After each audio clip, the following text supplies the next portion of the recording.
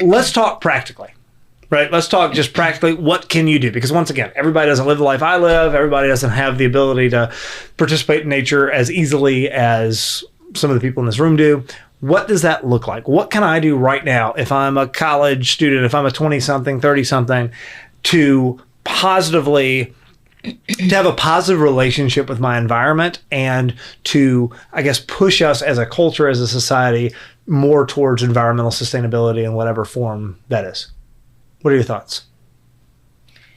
Mackenzie. So, okay, go ahead. No, I would love to hear actually because I'm learning. Mackenzie's always the one that I call on anytime it's quiet, and I think it's really funny. And you normally kill it off the cuff, but all right, sorry, Christine. All right, so I'll say two things. Number one, if you want to care about the environment, protect the environment, you 100% need to know where your food is coming from. This what we've been talking about this whole time.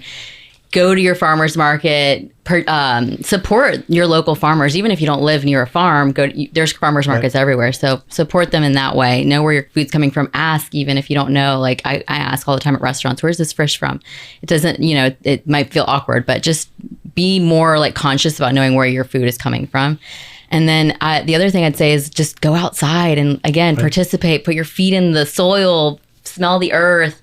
Go on a hike, get in the water, get in the river, just like actually be a participating human on Earth and understand. Because the more we do that, the more we fall in love with our ecosystem and our Earth around us. And the more we fall in love, we're going to say, oh, I actually want to protect this. Well, and doing real things, whatever those real things are, goes such a long way. Ben and I had a long car ride together the other day, and we were talking about, you remember this? We were talking about video games, and you were saying, I've been playing way less video games. I've gotten into rock climbing. I've gotten into all these different things. And it's fantastic. And it was all these real things that you were doing. And it's because, once again, we are corporeal beings, right? We do exist in this world that's made for us. Experience this. And that gives us a much deeper appreciation for it and might make us more likely to move further to where we're participating more fully in it. Right. What other stuff, practically speaking? I've got one. Make bread, like I mentioned earlier. I love that. It's this bizarre thing that like I've never, like, like a dinner roll. Like a dinner roll like you buy from the store, like frozen in a package. Those are great. They're delicious. I'll eat a ton of those. They're probably not great for me. But if you make a dinner roll, it is so much better. And I've never experienced this before until my family started making bread, is that just a slice of plain white bread is like the best thing ever. Just one slice. It doesn't need to have anything on it. Just a warm piece of bread. Have you, I've never just picked up a piece of bread out of a package from the store and just eaten that. I love this passion for bread. I know. I can already smell it. It's great. I liked your point about it maybe not being as convenient, but being important. Because I think in this culture, and even personally, if it's convenient, like I'm going to go the convenient route every time if I can.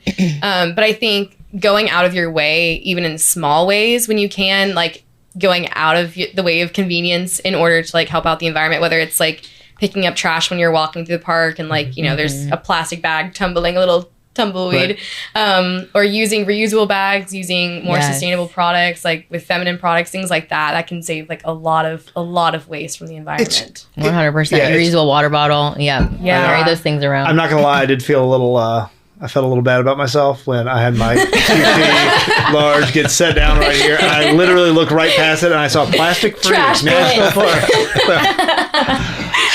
Come on, John Henry, next time.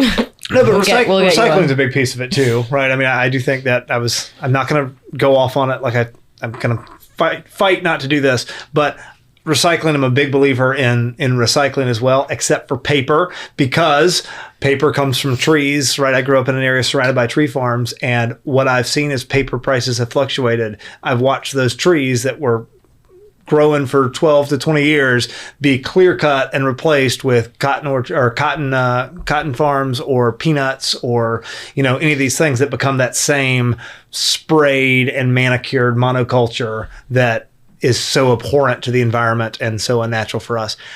I liked what you said about bread. Because because it is even though I can't point to why that is a great thing. I mean, we can talk a little bit about the impact of, talking about shipping foods and all these things, but it's taking even just one step backwards in the chain of where does my food come from? Right. And that's what's important, I think. Making it at home. And I mean, it's another form of participation with it too. Like you're refining that which you received. Exactly. I think, this goes with bread and what Christine was saying about the way your diet, I think in general, how your food is the majority of what you can do, right? Like, so if you, I've done this for various reasons, but my main diet consists of butter, meat, milk, like whole raw milk, and I barely eat any vegetables. Like, those are the three main food groups I eat. But just, that gets rid of all the processed stuff. So you're automatically like cutting out a lot of trash and from the environment, from within yourself. But then you also become interested in where you start getting that stuff from. So, most of my products that I get is from either local farms or, when I meet people in my parish, which that's another thing, is getting more involved in the community. And you can learn where people do different things. So, like, I recently learned that at my parish in San Francisco de Sales is a pig farmer, and he sells, Cool. he gets different breeds of pigs, and you can buy them off of him. So there's like another step to learn of what you can do as well.